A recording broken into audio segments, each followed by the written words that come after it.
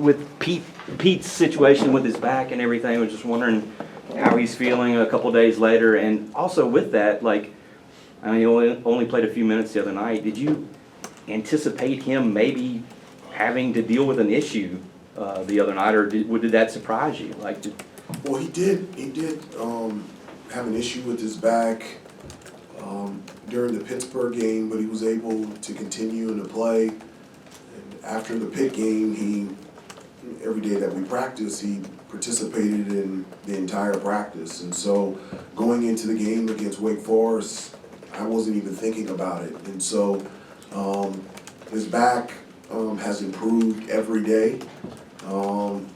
And you know, having at times had issue with my back, it's a day-to-day thing. And so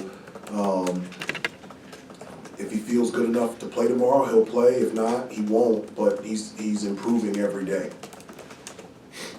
How much value was there in some of the rotations? You know, you guys accommodated your lineup to adjust with not having him and found some things that worked the other night. How valuable are those types of moments here in January when you're forming a long-term identity with a team? I do. I think it was really valuable. I mean, you know, the minutes that Jalen Washington got, I thought really helped us and really gave him a lot of confidence out there on the floor, as well as Justin McCoy. You know, his ability to come in, I thought he did a fantastic job of defending, attacking the offensive glass. He had energy, effort, and enthusiasm out there on the floor, and so I was really pleased with the way that he played, and so it just continues to add depth to us and allow us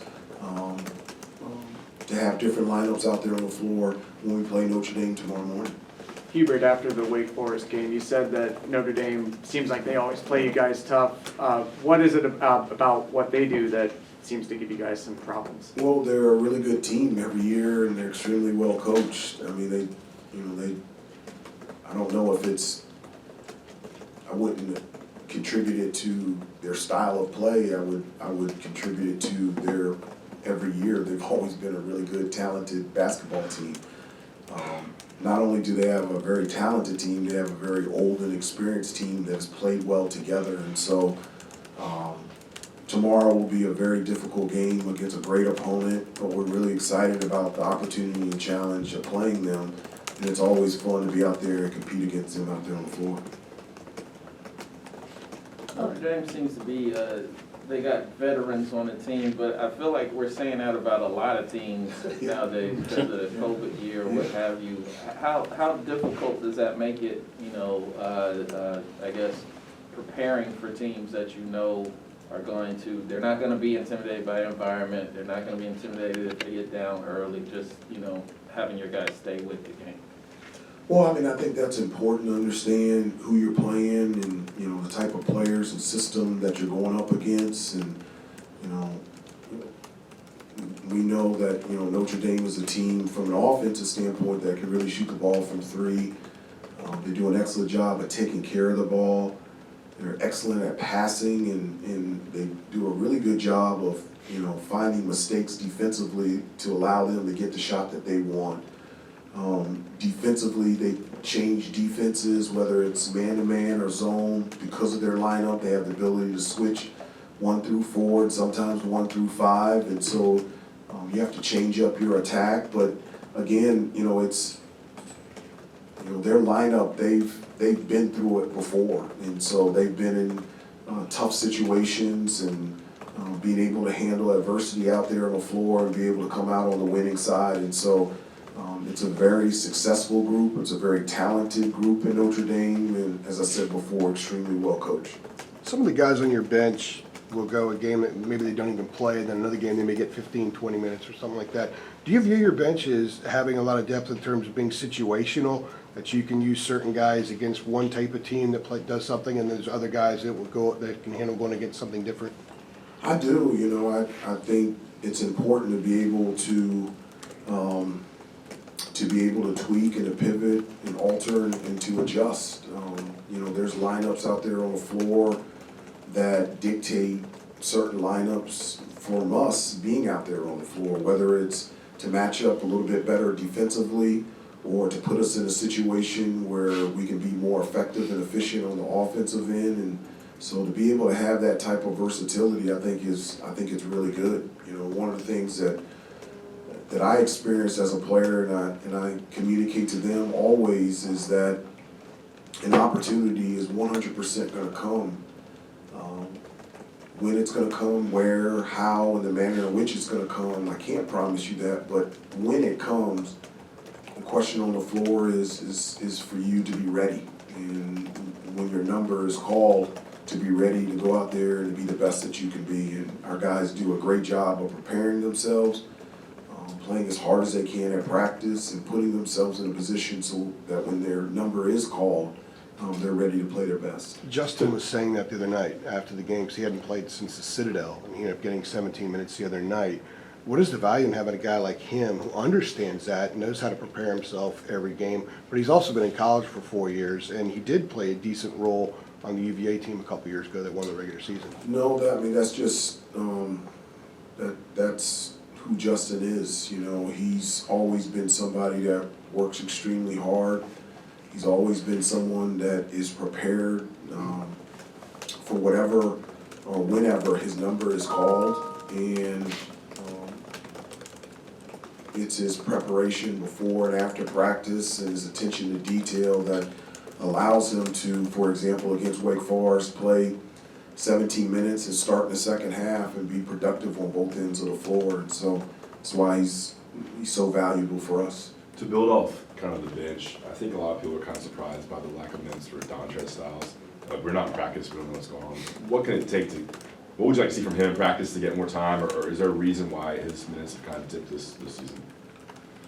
Well, again, you know, one of the things that I always say in terms of playing time is you have to play well in practice. You play well in practice and stack practices and stack plays together, you'll play well in games.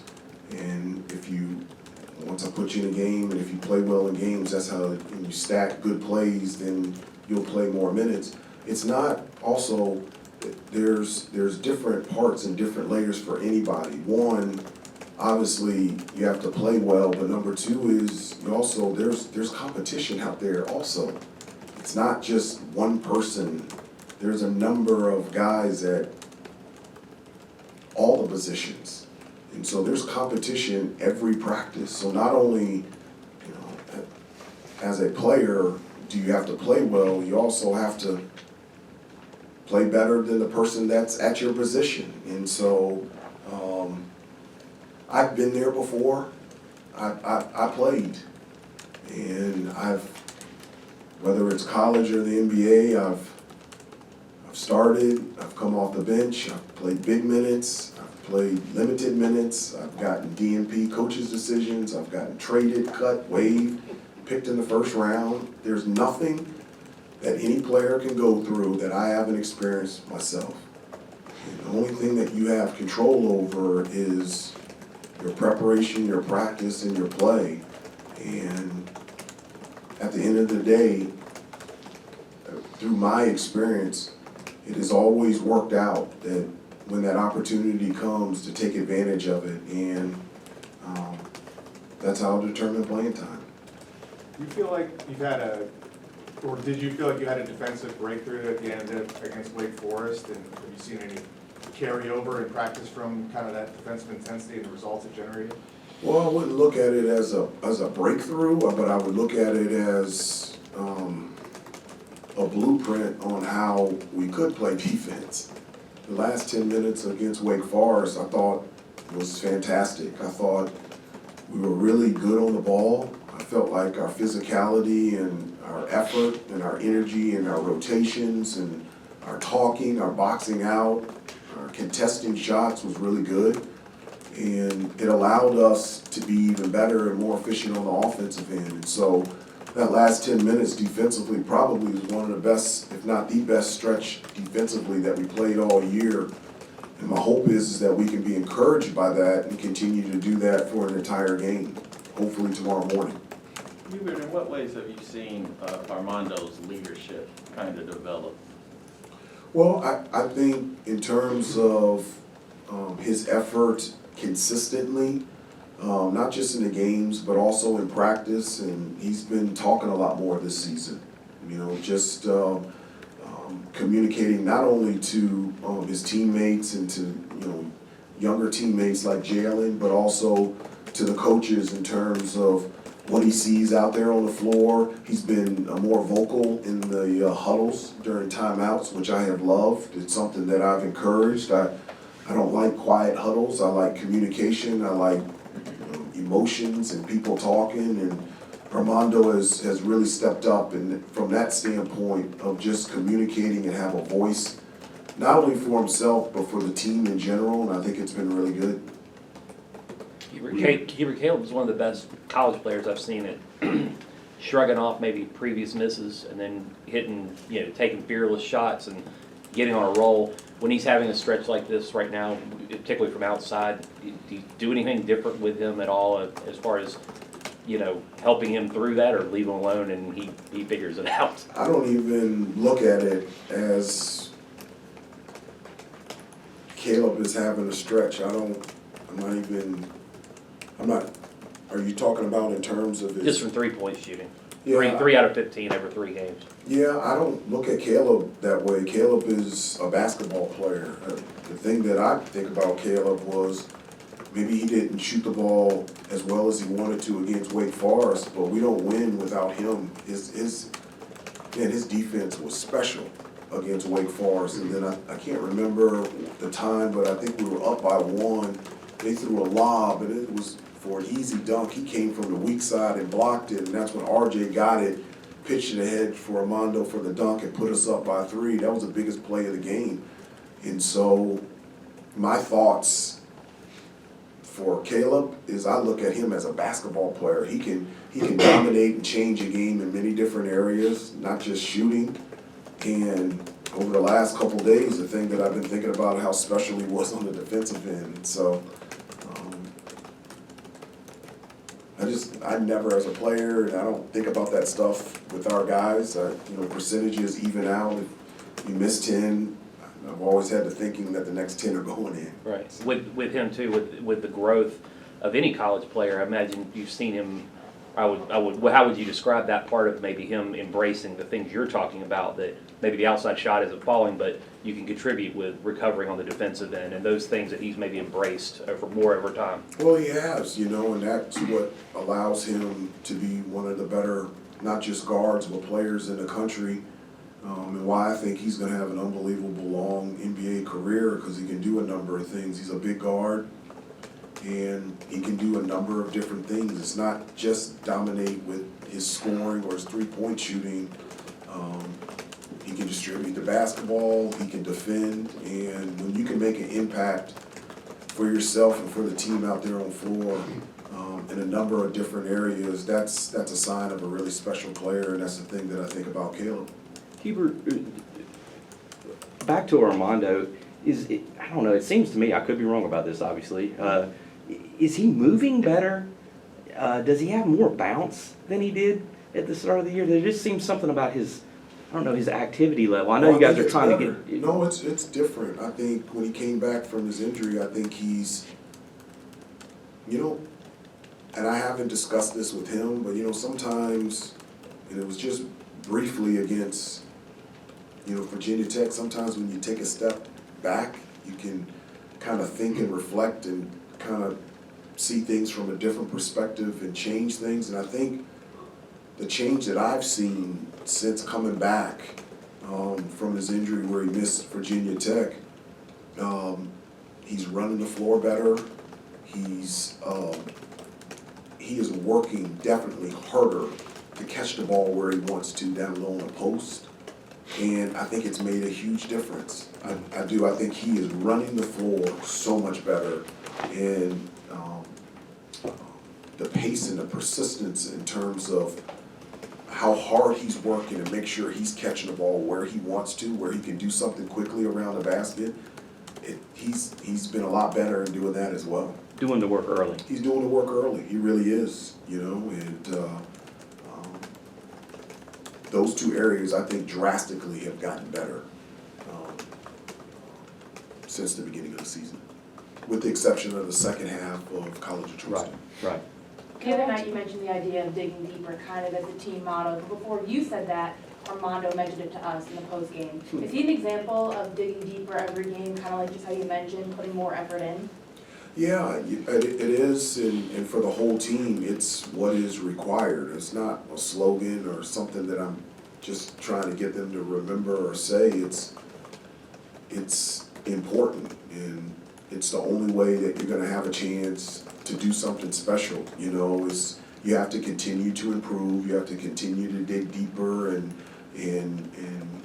continue to get better. And, you know, that's something that all of us as a team has talked about a lot, that for us to continue to improve and to get better, we have to ask more of ourselves, and we have to continue to dig deeper in our effort, our energy, our concentration, our preparation, our practice, our play, just to put ourselves in a position to possibly be successful. And if you don't have that willingness to dig deeper, to get playing time, to dig deeper, to get low post position, to dig deeper, to get to the offensive glass, at this level and the type of conference and the talent that we're playing, is just, you don't put yourself in a good position to be successful. Got time for two more questions. Is that more important now than it was maybe in November, given that 2-month timeline into the season with conference play? No, I think it's always important. I'm not a beginning of the season, middle of the season, end of the season, off season. I just have always felt anytime that you get an opportunity to step out there on the floor, it's an opportunity to dig deeper and get better, whether it's individually and as a team. And it's a blessing and an honor to be able to, and I told them this before the game, you know, there should be an enjoyment to be out there on the floor for three things. One, you're doing something that you love. Two, not only you're doing something that you love, you know, you're doing it at a place that you love. And then three, you're doing something that you love at a place that you love with people that you care about and love. And so if you put all that together, there should be a joy and enjoyment and a passion out there on the floor to dig deeper and to get better in every area out there on the floor. Two more right now.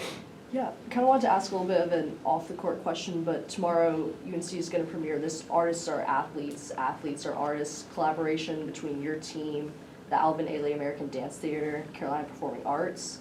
The Daily Tar Heel is doing a story on this collaboration. Just kind of wanted to ask about your reaction to this partnership and the video featuring Caleb Love. Well, I haven't seen a lot of it, but I know Caleb really enjoyed the opportunity and the experience to be able to collaborate and be able to do different things and to explore the connection between our game and artistry. And I think it's great. You know, it's one of the things that I think is important is, you know, athletics and music and art. It can all bring together, and it's all binding. It's all the same, and be able to bring all those things together and be able to experience those things together and see things that are the same and different. I think is really good, and I know Caleb really enjoyed the process and the experience, and we're very thankful and honored that they asked us to be a part of it. Last. We're in a new year, you know, we're kind of getting to that stretch where games are going to become more and more competitive as we look into March. If you had to give, you know, a New Year's resolution for this team, what would it be? I'm not a New Year's resolution guy. I've just never been that. I will say that for this year's team to reach its full potential, that for this year's team to this year untap its full potential, and so that we can be the best team that we can possibly be, and then at the end of the day, we just live with the results. So if I were a New Year's resolution guy, that we would be the best team that we could possibly be, this year's team. Thank you, Coach. Thanks, everybody. We'll get RJ in here momentarily. He's finishing something up on the court. Thanks, Hubert.